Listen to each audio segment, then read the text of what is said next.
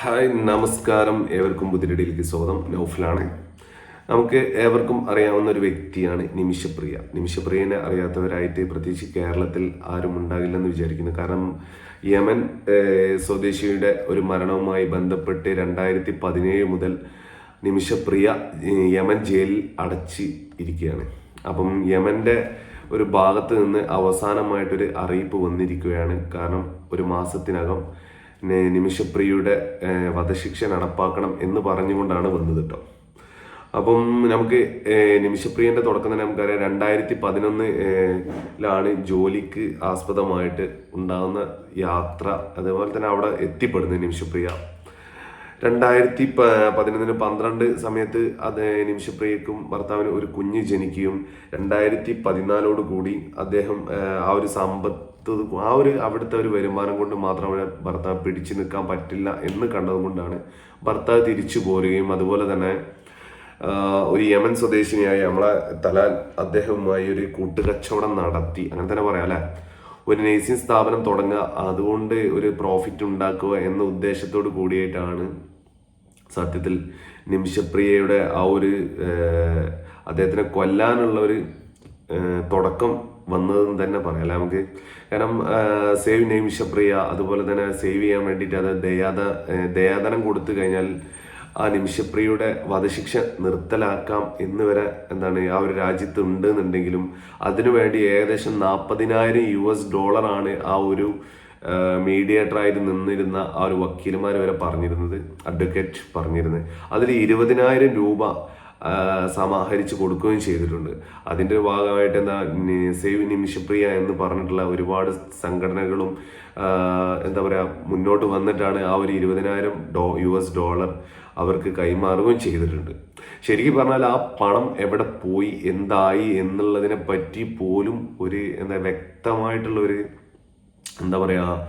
ഒരു ധാരണ ഇതുവരെയായിട്ട് കിട്ടിയിട്ടില്ല. കാരണം വെച്ചിട്ടുണ്ടെങ്കിൽ ആ ഫണ്ട് അവർ ട്രാവൽ എക്സ്പെൻസിന് വേണ്ടി എന്തിനു വേണ്ടിയിട്ട് ഉപയോഗിച്ചു എന്ന് പോലും അറിയത്തില്ല. ഏതായാലും ശരിക്കും പറഞ്ഞാൽ ആ ഫണ്ട് ഇവിടെ നിന്ന് പോയിട്ടുണ്ട് എന്ന് നമുക്ക് വ്യക്തമായിട്ട് അവരുടെ വാക്കുകളിൽ നിന്ന് തന്നെ നമുക്ക് മനസ്സിലാക്കാൻ കഴിഞ്ഞിട്ടുണ്ട് കേട്ടോ.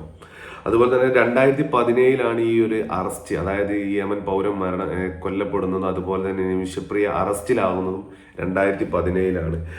അതുപോലെ തന്നെ ഈ നിമിഷപ്രിയന്റെ അഡ്വക്കേറ്റ്, അത് കേരളത്തിൽ നിന്ന് ബാലചന്ദ്രൻ എന്ന മനുഷ്യനാണ് ഇപ്പം ആ ഒരു അഡ്വക്കേറ്റ്. അതുപോലെ തന്നെ അവർ കൈമാറിയുന്ന അവിടുത്തെ അഡ്വക്കേറ്റുമായിട്ട് ചർച്ചകളൊക്കെ നടത്തിയിരുന്നു, പക്ഷെ എല്ലാം പരാജയപ്പെട്ടു എന്നാ പറയുന്നത് കേട്ടോ.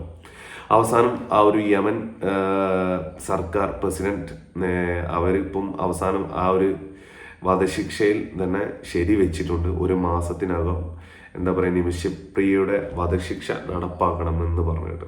സത്യം പറയാന്ന് വെച്ചിട്ടുണ്ടെങ്കിൽ ഭയങ്കര വിഷമം തോന്നും. കാരണം വെച്ചിട്ടുണ്ടെങ്കിൽ നമ്മൾ മലയാളികൾ എന്ത് തെറ്റ് ചെയ്താലും സംഭവം തെറ്റുണ്ടാകാം, ചില തെറ്റില്ലാതാകാം. ചെയ്താൽ ചില സമയത്ത് നമുക്ക് ഒരു സോഫ്റ്റ് കോർണർ അല്ലേ ആ സംഭവം, അത് എനിക്കും തോന്നുന്നതാണ് സംഭവം അവർ ഒരുപാട് മാനസികമായിട്ട് നിമിഷപ്രിയയെ മാനസികമായി ഒരുപാട് ഹറാസ് ചെയ്തിട്ടുണ്ട്, പീഡിപ്പിക്കപ്പെട്ടിട്ടുണ്ട്. അതുപോലെ തന്നെ പാസ്പോർട്ട് പിടിച്ചു വെക്കൽ, അതുപോലെ തന്നെ ഉപദ്രവിച്ചിട്ടൊക്കെ ഉണ്ട് എന്നുള്ള വിവരങ്ങളും കൂടിയാണ് നമുക്ക് ഈ ഒരു നിമിഷത്തിൽ പറയാനുള്ളത്. അപ്പോൾ ആ ഒരു സാഹചര്യത്തിൽ കയ്യബദ്ധത്താൽ അറിവില്ലായ്മ മൂലം പറ്റിയതാണെന്നുണ്ടെങ്കിൽ തീർച്ചയായിട്ടും നമ്മളെ ആ ഒരു പ്രസിഡന്റിന്റെ ആ ഒരു അവസാനത്തെ ഒപ്പ് അതോടുകൂടി അവസാനിക്കാൻ പോവാണ്. ഇതിൽ നമ്മളൊക്കെ ഇപ്പം കണ്ടിട്ടുണ്ടാവും അബ്ദുറഹീമിന്റെ കേസ് തന്നെ. അബ്ദുറഹീമിന്റെ കേസിൽ തന്നെ ഒരുപാട് ആളുകൾ സഹകരണ എല്ലാ സംഘടനകളും രൂപീകരിച്ചിട്ടാണ് ആ ഒരു ദയാധനം അവർ ആ സൗദി കുടുംബം തന്നെ പ്രതീക്ഷിച്ചിട്ടുണ്ടാവില്ല. ഇത്രയും എമൗണ്ട് ചോദിച്ച് അത് ഒരിക്കലും അവർക്ക് കൊടുക്കാൻ പറ്റത്തില്ല എന്ന് വിചാരിച്ചിട്ടുണ്ട്. ആ എമൗണ്ട് തന്നെ നമ്മൾ അവിടെ കൊടുത്ത് എത്തിച്ചിട്ടുമുണ്ട്. അപ്പോൾ അബ്ദുറഹീമിന്റെ കേസ് പറയുകയാണെന്നുണ്ടെങ്കിൽ ഇന്ന്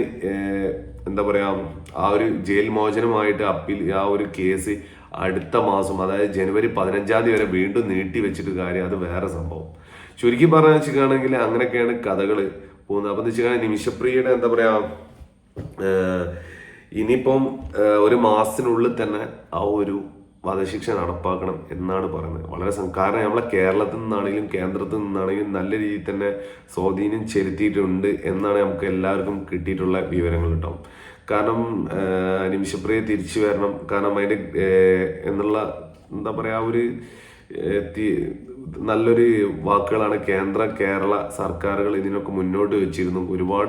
അവരൊരുപാട് ശ്രമിച്ചിരുന്നു. പക്ഷെ എന്താ പറയുക, എല്ലാം അവസാന ഘട്ടം വരെ പരാജയപ്പെടുകയായിരുന്നു എന്ന് തന്നെ പറയാം. അവസാനം ഇപ്പം പ്രസിഡന്റിന്റെ എന്താ പറയുക, വധശിക്ഷ നടപ്പാക്കണം എന്ന് പറഞ്ഞിട്ടുള്ള ഒരു ഇതും കൂടി വരുമ്പോൾ ഭയങ്കര സങ്കടം തോന്നുക. കാരണം എന്താ വെച്ചിട്ടുണ്ടെങ്കിൽ പറയാം, നമ്മളെ കൂട്ടത്തിൽപ്പെട്ട ഒരാള് കൊന്നവൻ കൊല്ലണം, അതൊക്കെ ഉണ്ടാവും സംഭവം. ഇപ്പൊ ഈ വീഡിയോ കാണുന്ന നിങ്ങൾക്ക് തന്നെ പറയാൻ പറ്റും. കാരണം അവർ ചെയ്തിട്ടല്ലേ അങ്ങനെ ഒരു ഇതുണ്ടായത്. അതിന് വേണ്ടിയിട്ട് നിൽക്കേണ്ടില്ല, കയ്യബദ്ധാൽ പറ്റി. കാരണം വെച്ചിട്ടുണ്ടെങ്കിൽ നമ്മൾ സ്വയം രക്ഷയ്ക്ക് വേണ്ടിയിട്ട് എന്തെങ്കിലും ചെയ്യുമ്പോൾ ചെറിയ അളവുകളൊക്കെ ചില ഇതിൽ കിട്ടലുണ്ട്. അതായത് ചില കേസുകളിൽ കിട്ടലുണ്ട്, എല്ലാ കേസുകളിലും എന്നല്ല, ചില കേസുകളിൽ കിട്ടാറുണ്ട് തക്കതായ കാരണങ്ങൾ ഉണ്ടായാൽ.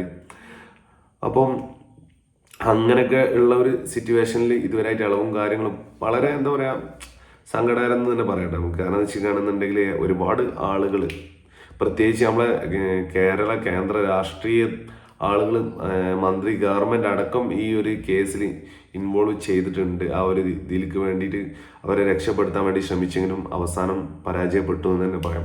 അതുപോലെ തന്നെ ഇനിയിപ്പോൾ അപ്പീലിന്, അതുപോലെ തന്നെ ചർച്ചകൾ, അതായത് അവരെ യമൻ കുടുംബവുമായിട്ട് ചർച്ചകൾ നടത്തി എന്താ പറയാ, അത് ഇനി അതൊരു തീരുമാനത്തിൽ എത്തിക്കാൻ, എങ്ങനെ ആ ഒരു വധശിക്ഷ ഒഴിവാക്കാൻ വേണ്ടിയിട്ടുള്ള ആ ഒരു തീരുമാനത്തിലേക്ക് എത്താൻ ഇനി വളരെ പ്രയാസമാണ് എന്നും കൂടി കേൾക്കുന്നുണ്ട് ഇപ്പോൾ. ഏതായാലും എന്തെങ്കിലും ഒരു വഴി തെളിഞ്ഞു വരും. തീർച്ചയായിട്ടും നിമിഷപ്രിയ നമ്മളെ കൂടെ തിരിച്ച് എത്തട്ടെ എന്നുള്ളൊരു പ്രാർത്ഥനയാണ് എനിക്കുള്ളത് കേട്ടോ. കാരണം തെറ്റ് ചെയ്യാത്ത മനുഷ്യന്മാരായിട്ട് ആരും ഉണ്ടാകത്തില്ല.